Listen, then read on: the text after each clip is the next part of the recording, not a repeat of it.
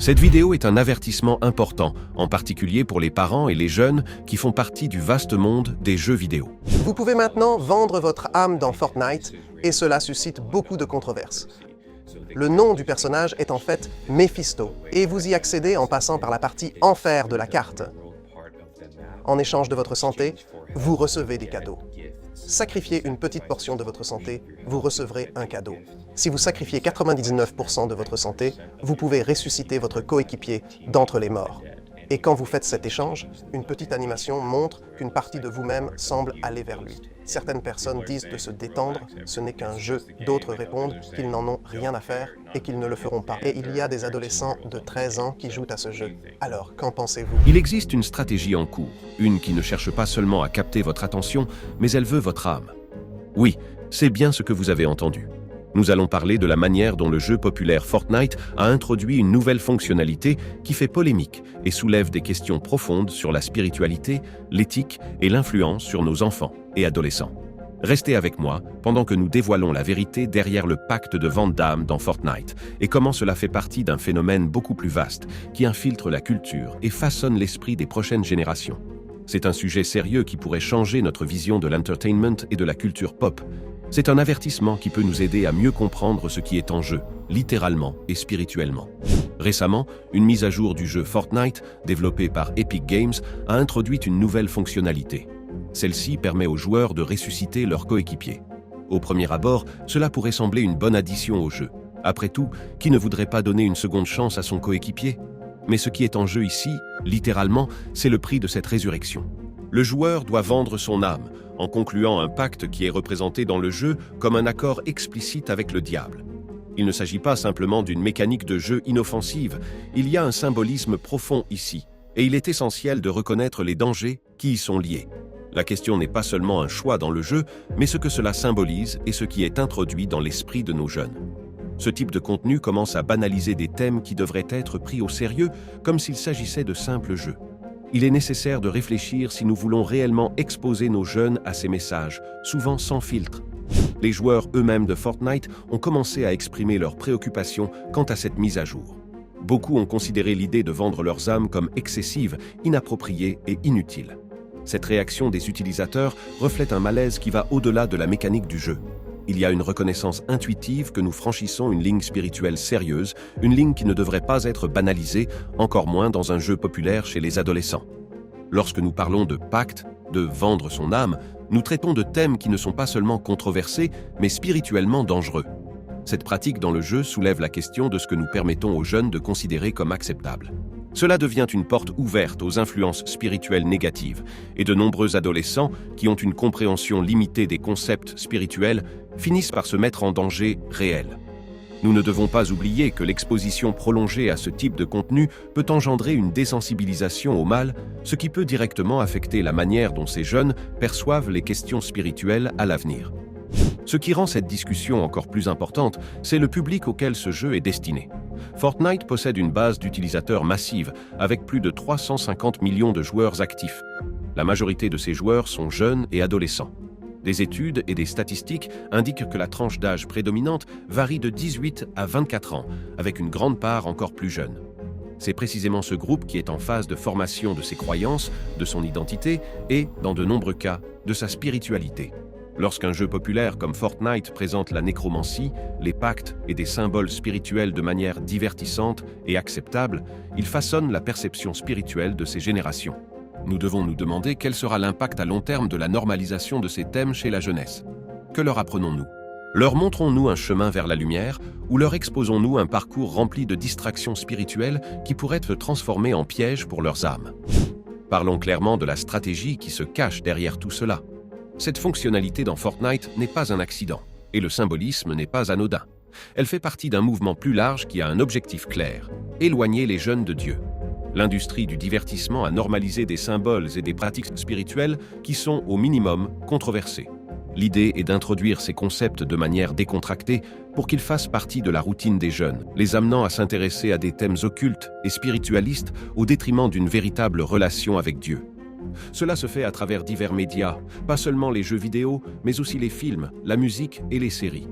L'objectif est de détourner l'attention des jeunes en leur mettant des distractions sur leur chemin qui les éloignent du Créateur.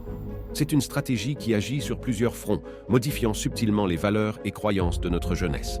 Lorsqu'un concept est introduit de manière constante, il finit par faire partie de la normalité de la société. C'est exactement ce qui se passe. On nous pousse à croire qu'il n'y a aucun problème avec les pactes, la nécromancie et d'autres pratiques occultes. Nous devons inverser cette influence et rappeler à nos jeunes les valeurs chrétiennes et le chemin vers la vérité. Cette normalisation ne se limite pas aux jeux vidéo. Nous la voyons dans la musique, la télévision et les films. Des artistes populaires comme Sam Smith, dans leurs performances, choisissent des symbolismes clairement sataniques, comme se vêtir de rouge infernal et représenter le diable de manière sympathique. Il n'est pas surprenant que Netflix et d'autres plateformes de divertissement lancent des séries montrant Lucifer comme un personnage agréable, charismatique, quelqu'un avec qui le public peut sympathiser. Ces éléments sont utilisés de manière répétée pour changer la perception des gens, en particulier des jeunes, sur ce qu'est le mal et ce que signifie suivre un chemin spirituel correct. Lorsqu'ils sont présentés de manière séduisante, sans en montrer les véritables conséquences, il y a un risque qu'ils deviennent désirables, surtout pour les jeunes esprits en quête d'identité et d'aventure. La répétition d'images et de récits qui banalisent l'occultisme crée un environnement culturel où le mal semble moins dangereux, voire attrayant. Cela est extrêmement dangereux, car cela influence directement la manière dont les jeunes discernent entre le bien et le mal, entre le juste et l'injuste. Nous devons comprendre que l'influence de la culture pop a un pouvoir immense pour façonner les comportements et les croyances, et c'est pourquoi nous devons rester vigilants. En tant que parents et responsables, nous devons être conscients de ces influences.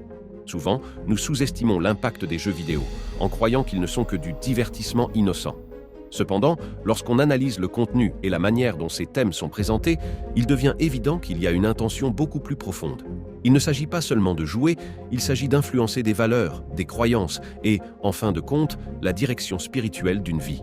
Si vous êtes parent, oncle, tante ou tout adulte proche d'un jeune qui joue à Fortnite, il est essentiel de comprendre ce qui se passe. Il ne s'agit pas d'être contre les jeux vidéo, mais de protéger le cœur et l'esprit de nos jeunes contre des influences qui les éloignent de Dieu. La protection spirituelle de nos enfants doit être une priorité, surtout à une époque où ils sont constamment connectés à différentes formes de médias. Nous devons établir des limites, avoir des discussions ouvertes et guider nos enfants sur le bon chemin. Nous ne pouvons pas permettre qu'ils soient influencés par des messages occultes qui passent souvent inaperçus. Nous devons être des phares dans leur vie, les guidant à travers les eaux troubles de la culture moderne. La nécromancie, les pactes avec le diable et les éléments sataniques ne sont pas simplement des parties du jeu. Ils représentent des portes ouvertes à des influences spirituelles qui peuvent avoir des conséquences réelles. Nous ne traitons pas seulement de pixels à l'écran, nous traitons de symboles qui ont des significations profondes dans le monde spirituel. La Bible nous met en garde contre ces pratiques, comme dans Deutéronome 18, 10, 12 qui dit « Qu'on ne trouve chez toi personne qui fasse passer son fils ou sa fille par le feu, qui pratique la divination, qui devine, qui observe les augures, qui use de sortilèges, qui consulte ceux qui évoquent les esprits ou disent la bonne aventure, ou qui interrogent les morts, car quiconque fait ces choses est en abomination à l'Éternel. » En tant que chrétiens, c'est notre devoir de protéger et d'instruire les plus jeunes sur les dangers qui dépassent ce que les yeux peuvent voir. Lorsqu'un jeu présente la nécromancie comme quelque chose d'acceptable, il fait essentiellement la promotion de l'occultisme auprès de millions de jeunes impressionnables.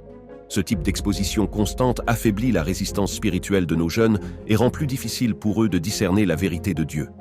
Il est important, en tant que chrétien, de prendre une position ferme contre ce type de contenu qui mine lentement la foi et ouvre la porte aux ténèbres.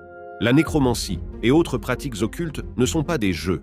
Elles ont une dimension spirituelle sérieuse et nous devons traiter ces sujets avec le sérieux qu'ils méritent.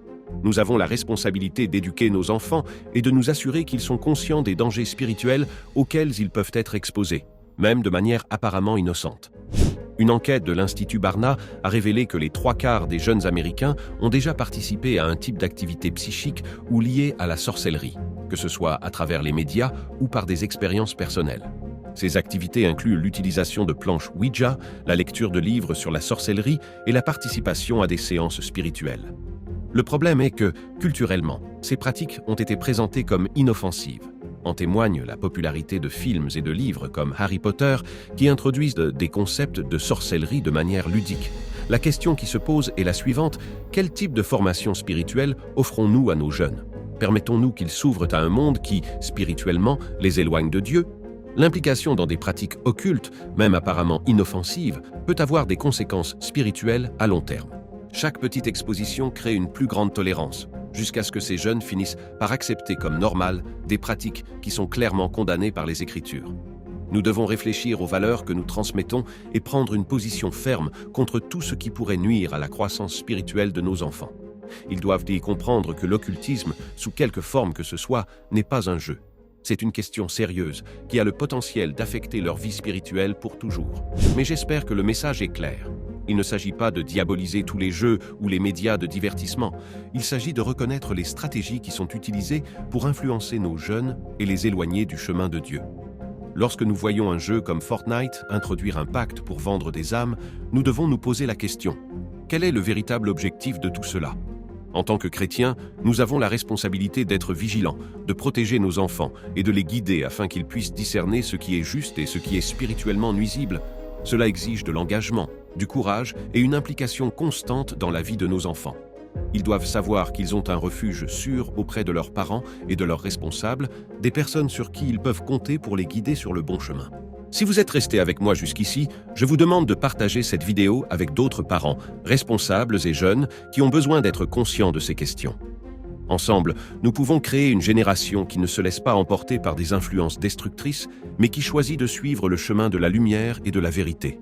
Nous devons nous unir en tant que communauté, renforcer nos valeurs chrétiennes et aider nos jeunes à discerner ce qui est juste et ce qui est spirituellement dangereux. Que Dieu bénisse chacun d'entre vous et vous garde ferme dans la foi. Un grand merci et à bientôt pour la prochaine vidéo. Que la lumière de la vérité brille sur chacun d'entre nous et que nous restions vigilants dans le combat spirituel que nous menons chaque jour.